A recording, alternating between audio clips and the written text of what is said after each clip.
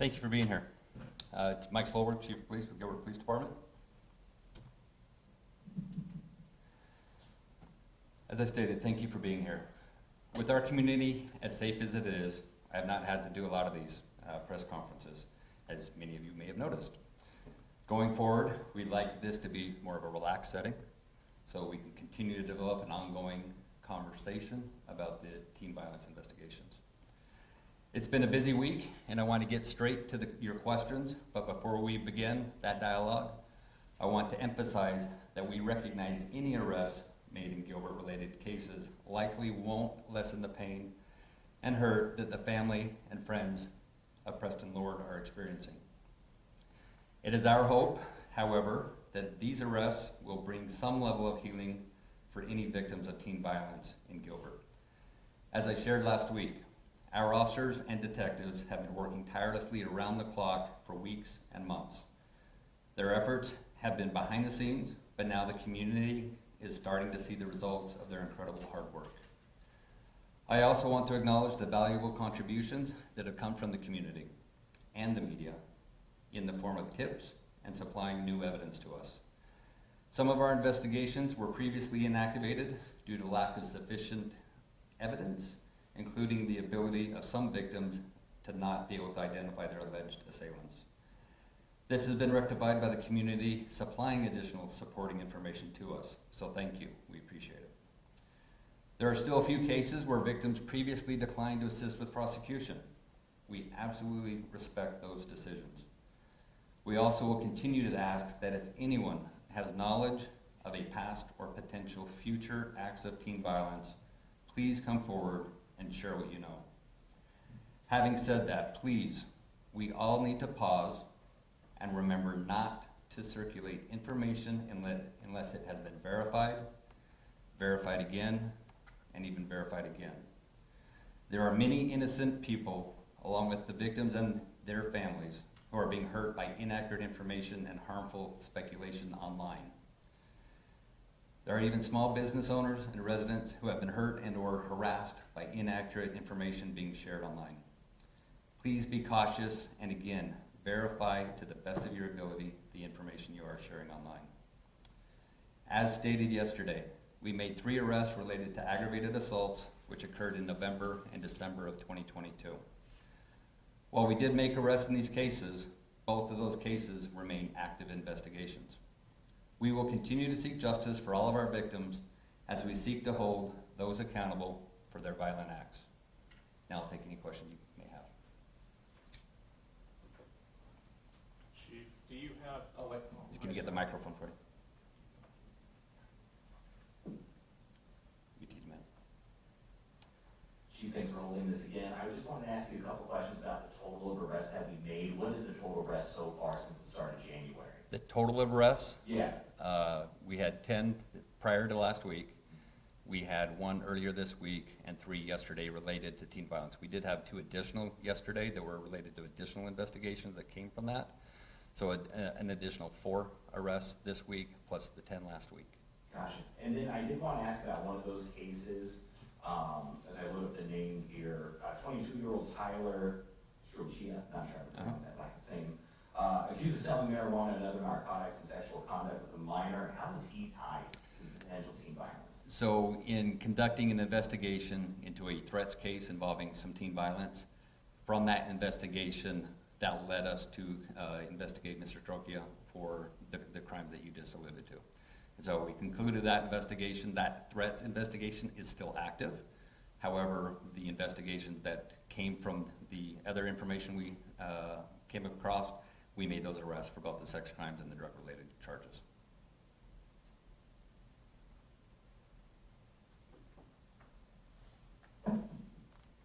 Hi, Chief. Alexis with Arizona Stanley again.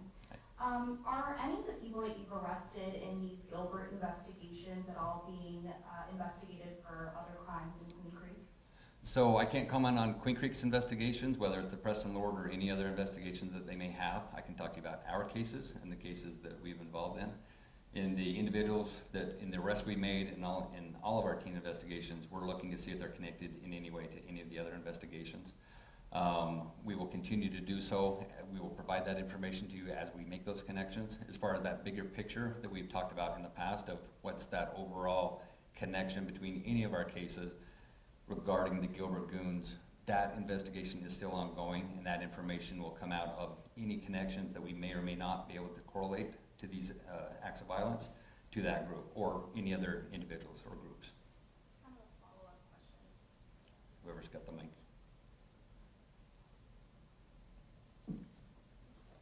Can you kind of share how many active cases related to teen violence is Gilbert Police investigating? And then I know that you guys also have a website where you guys have dedicated all the information. The number of active investigations was also taken down, so just wondering why. So the active investigations, we talked last week, 5 reopened investigations, 5 new investigations. That's not all inclusive of all of our investigations. Obviously, there's more crime, there's more investigations going on besides just these teen violence. But the numbers that I just talked about, the 5 and the 5 reopened and active, new cases, those all stem from allegations of group teen violence, not just a one-on-one individual. So there may be other active cases where it's just 2 people involved. Those numbers that I provided to you before and again today are based on group teen violence that we've seen in Gilbert.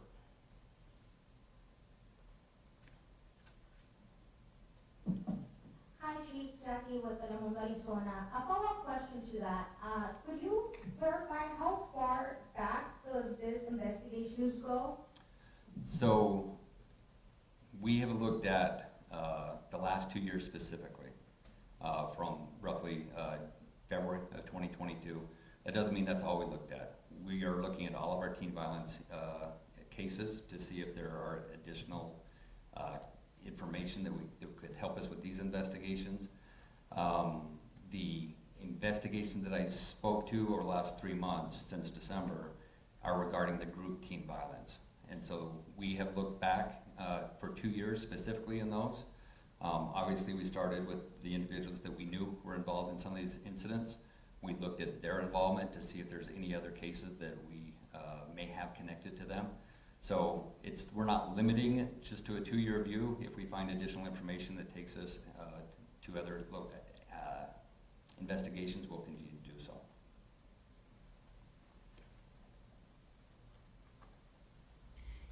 Chief, can you confirm at this point whether or not the Gilbert goons are considered a gang?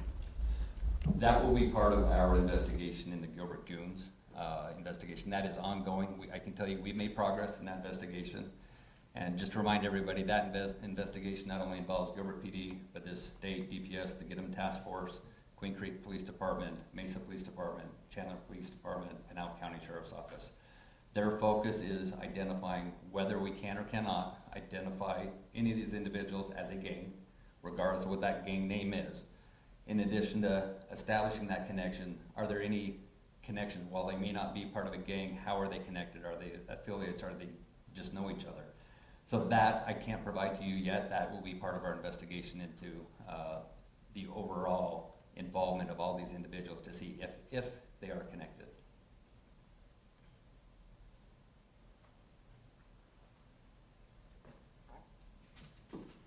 Chief, these are kind of a series of questions, they're all related.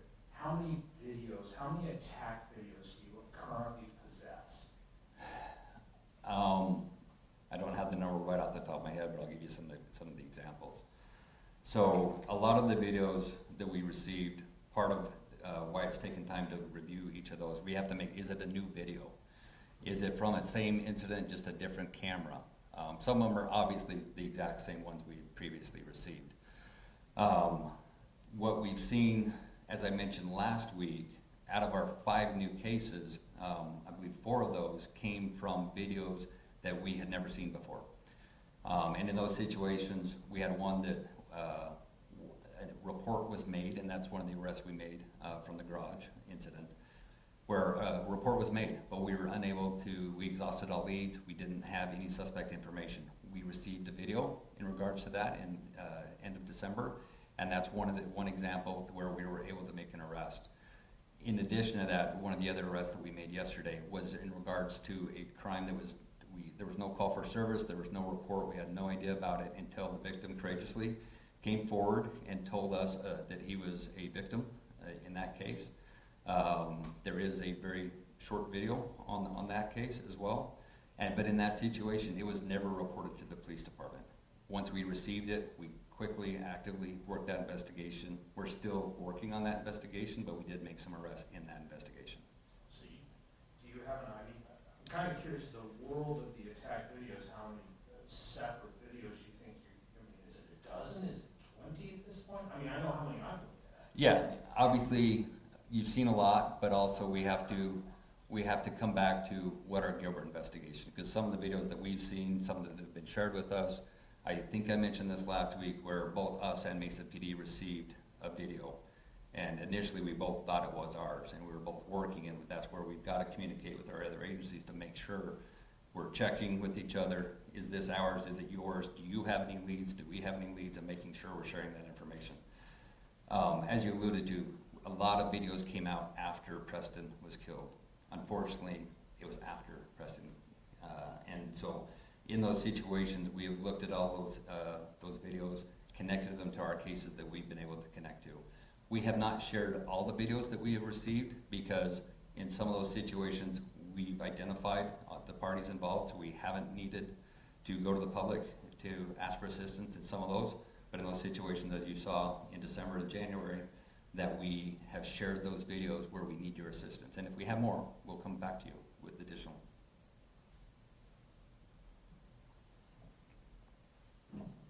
Hi, Chief Heidi Hommel, KTAR. Are you worried about any of the suspects you're still looking into fleeing? Just like this case is no different than any other criminal investigation. You've always have that risk. The information we have does not cause me concern, because even if somebody fled, we can still file the charges. It's just a matter of how do we get them back here and hold them accountable. So we are actively working our investigations. When we make an arrest, if you guys have all seen the Form 4 of the arrest records, we document any concerns we have that someone may flee or not, or any other situation or statements they had indicated where they might flee.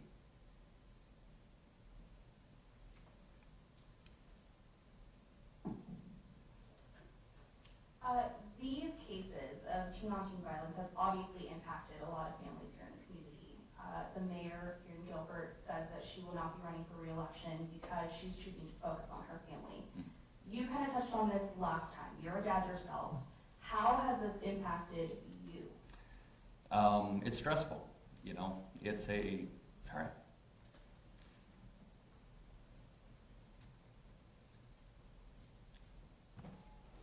Obviously, I live here. I've lived here for 29 years. It's my home. While I'm the chief, you know, I am part of the community. I want to make sure my kids are safe.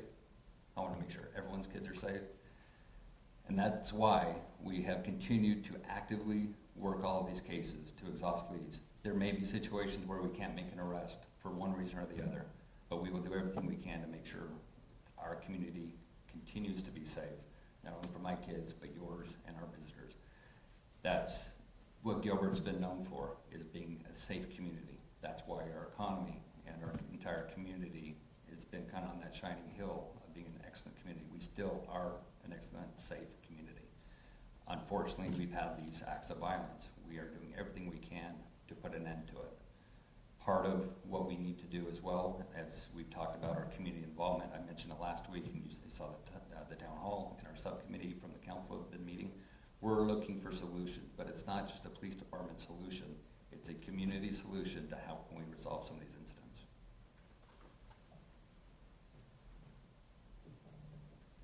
Hi, Chief. Lindsay Regas at Fox 10. The In-N-Out case on August 18th. I just got off the phone with the mother of the victim. She wants to know, why did it take so long to get to where we are now? We have those 2 indictments, but her son's case was closed. It was reopened. We had those 2 arrests and 2 indictments. Yeah, if I could clarify, it wasn't closed, it was inactivated. So the information we had, and we discussed this a little bit last week, that we had initial name, we could not establish probable cause for that individual. And we had some conflicting information. We did not we received the video, and that's where I mentioned we shared the video with our SROs, hoping that they would be able to identify some of those individuals. At that point, when they were unable to, we inactivated the case. It wasn't closed, it was still open until, just like any inactivated case. If we receive additional information, we will reopen the case and try to pursue justice for our victims. So same thing in that situation, where we inactivated based on what we had.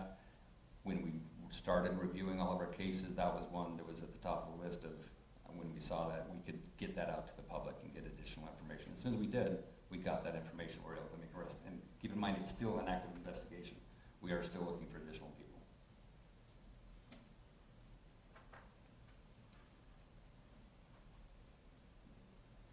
I wanted to ask you, in the court statement, we went to juvenile court regarding that 17-year-old that was arrested. The courts were telling us they're going to charge that juvenile as an adult. Your reaction to that?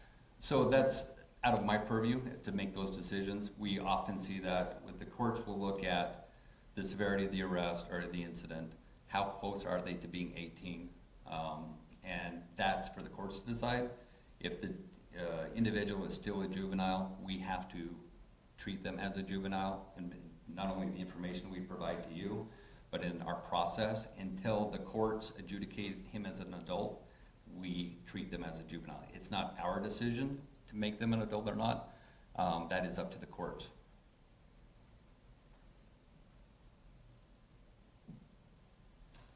Hi, Chief. When you mentioned in your statement that some businesses and residents have been hurt by some of the inaccurate information online, can you elaborate on that, what that ended up looking like? Yeah. How it's affected us? And let me clarify, hurt business-wise is financially hurt. We haven't had any reports of assaults regarding this.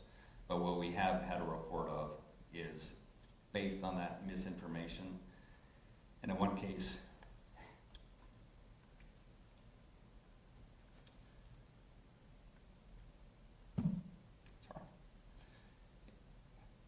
in one of these cases, 17-year-old kid is out playing in front of his house, starts being accosted, being accused of being a murderer, threats towards that kid.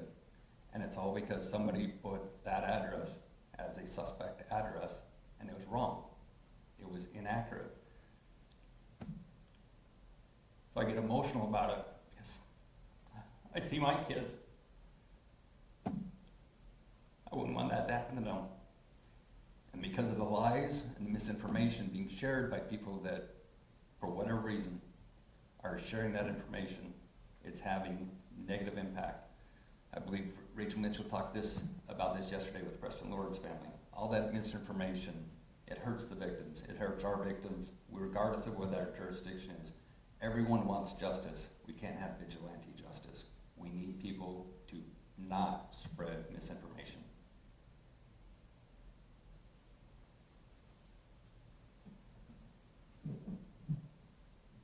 You just gave us a total of how many arrests have been made. However, based on the evidence, have your detectives identified about how many other suspects might be out there? So each case is unique. We have had a few cases where it's the same suspect, but oftentimes those same suspects are with different individuals when they've committed additional crimes.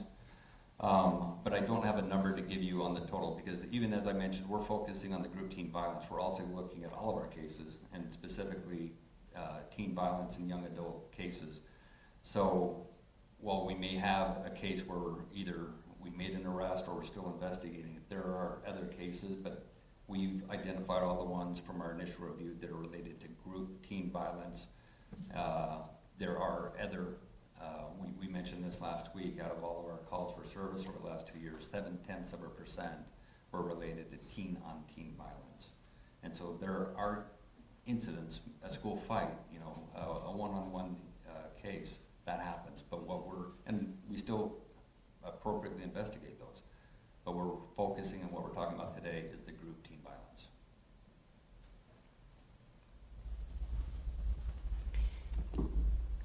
Chief, in the assault in the parking garage that your department just made an arrest on, that parking garage literally has a bunch of security cameras. it's hard to understand how these assaults can happen in a place like a garage that's city-owned, that has a bunch of security cameras, and you say, oh, we don't know who did it, we have no leads, we had no video. Your own cameras were watching it. Are those not recording? So they're recording, they work. You may have an occasion where they don't. In that situation, that's something I'm looking into as far as that, those videos were requested, and I'm trying to figure out why we did not receive them. But we have videos, we have another case at the garage where we have video, and that's one that we charged as well. So our cameras do work in both of our garages, and it was, once we received that video of that incident, we were able to connect it. We did have the report, and that's why, as I mentioned, that they had asked for the videos. And that's, our process improvement, looking anytime there's something like that, what can we ensure that we don't miss something like that? Okay, at this point, we're just gonna have 2 more questions. So again, just 2 more questions. The parking garage video, I'll concentrate on that, try and keep this quick. I'm Yep. also interested in how the number of individuals I asked you about the world video, how many individuals through those videos, can you give us an idea of that? But in regard to the parking garage itself, you've arrested 2 from that parking garage video? I'm trying to remember if it's 2 or 3. Oh, 3? Anyway. Yes, 3. In that video, you see more than that hitting, and I'm interested in, because in many of the videos, and even in the other arrests you made, there are multiple kids who throw punches and attack. So I'm interested in how you're handling that, if you're gonna go back and continue adding charges to individual videos. So as I mentioned with that and the other arrests we made yesterday and others that we are still investigating, even though we have made an arrest, we are still actively pursuing the others that are involved. And keep in mind, when you have a video like that, like a lot of these videos, there's a lot of kids there. We have to not only be able to prove that they were involved, sometimes that comes from interviews, sometimes that comes from the video itself, but we have people in the crowd. That video specifically, in and out, have been a lot more people in those. And so that's part of the challenge, is identifying each one of those to see, even if it's just a witness, to try to get to them and get information from them. So those cases, I won't go into further detail, but and that's why they're still active. Even though we made 3 arrests yesterday, it's still an active investigation because we are pursuing charges on additional people. I think there was one more. Let's go, last question. I wanted to talk about the, the renters, Travis Renner, the father was arrested, unrelated in regards to drug possession. But one thing that we've heard, you mentioned a little bit today, we heard from Great Police, is that some of the parents don't want their kids to be interviewed. The reason why I bring that up is, are you looking at Travis to possibly connect it to hiding the teen violence or anything in relation to that father not coming forward about what his child did, or preventing authorities from talking to his kids or anything like that? So regarding our investigations, anytime we have an active investigation like that, we will look for any contributing factors to where we could either not only try to identify how or why it happened, but also is there any criminal liability upon any, regardless of who it is. And so with each investigation, we will look for additional crimes. We'll look for additional issues that potentially need to be resolved.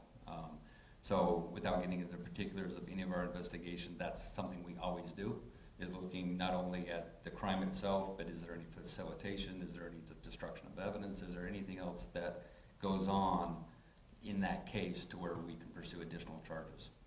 So it is possible he can be charged in the future? That's not what I said. I'm saying we are looking at our cases to try to identify, not only with that case, or any other case, that are there additional suspects or additional information that we need to gather, either through interviews or through evidence collection, to be able to support probable cause against anyone else. Not specific to him, that's just a general statement to any investigation that we would do that. Where's Travis Renner now? I haven't seen his mugshot. So I'll take this last question. I don't know where he's at right now. We took him into custody. We then released him because we need to get some lab results before we can actually file those charges. So, Same thing with Kiara? Or excuse me? Same thing with the 20-year-old female, Kiara? Yes. So, yeah, she was released as well after we both were taken into custody and both were released. All right, thank you for being here. As I mentioned, we will continue to provide updates as we get additional, we won't wait to Thursday to give you updates, but as we get updates, we'll give you updates on any arrests that we made. We will continue to do that. We'll continue to update our teen violence webpage with additional information. Thank you for being here. We appreciate it. Okay, just as a little reminder, this is a secure facility, so prior to you guys leaving, we'll wait until you guys go ahead and take down all your guys' equipment, and then you guys will be escorted